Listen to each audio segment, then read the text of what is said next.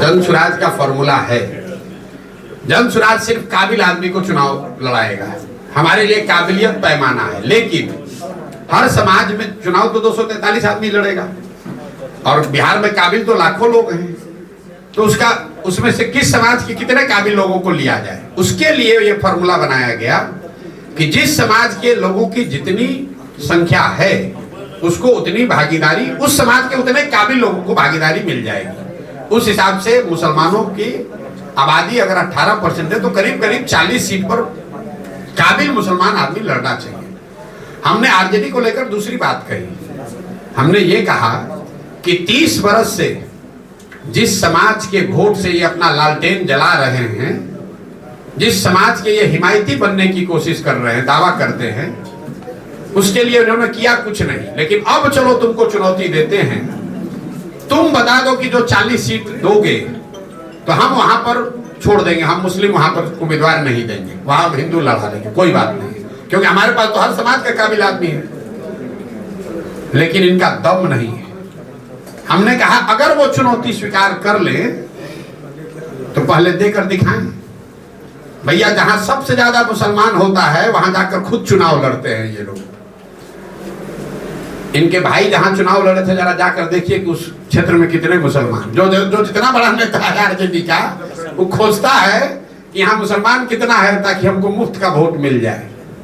इसलिए ये चुनौती दी है और अगर चुनौती स्वीकार करेंगे तो हम मान मिलेंगे। कटिहार एक जिला है, आपने सुना होगा, कटिहार में 47% मुसलमान है।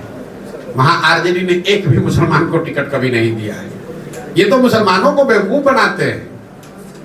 जहां मुसलमानों की आबादी है वहां पर उसको टिकट नहीं देंगे, जहां मुसलमानों की आबादी नहीं होगी वहां टिकट दे देगा, हार जाएगा, और जहां मुसलमानों की आबादी होगी वहां खुद चुनाव लड़ते हैं। आरक्षण को लेकर जैसे लोग जुड़े हैं आरक्षण को लेकर प्रशांत किशोर का क्या सोच है? आरक्षण को लेकर प्रशांत किशोर की सोच ये है कि जो संवैधानिक व्यवस्था आरक्षण को लेकर बाबा साहब अम्बेडकर के संविधान में है वो बनी रहनी चाहिए। कुछ लोगों का ये कहना है कि संविधान में तो इसका प्रोविजन 10-20 साल के लिए किया गया था, इसको इतना लंबा क्यों चलाया जा रहा है? तो संविधान में ये व्यवस्था 10-20 साल के लिए इसलिए की गई थी कि जब 10-20 साल में समाज के वो वर्ग सामान्य वर्गों के बराबर आ जाएंगे, लेकिन वो किसी वजह से नहीं आए। तो आरक्षण की व्यवस्था तब तक चलनी चाहिए जब तक जिन वर्गों को आरक्षण का लाभ मिल रहा है वो सामान्य वर्गों के बराबर आर्थिक, सामाजिक, शैक्षणिक नजरिए से उनके बराबर ना हो जाए। मान लीजिए कि गरीबी हटाओ कार्यक्रम शुरू किया गया 1980 में, तो अगर गरीबी 5 वर्ष में 10 वर्ष में नहीं हटी तो क्या गरीबी हटाने का कार्यक्रम बंद कर दिया जाएगा?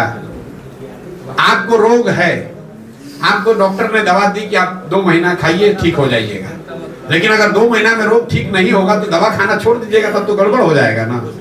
तो आरक्षण की व्यवस्था जो संविधान में है वो बनी रहनी चाहिए, तब तक बनी रहनी चाहिए जब तक जिन वर्गों को इसका लाभ मिल रहा है उनकी सामाजिक, राजनीतिक, शैक्षणिक स्थिति सामान्य वर्गों के बराबर न हो जाए। एक आखिरी सवाल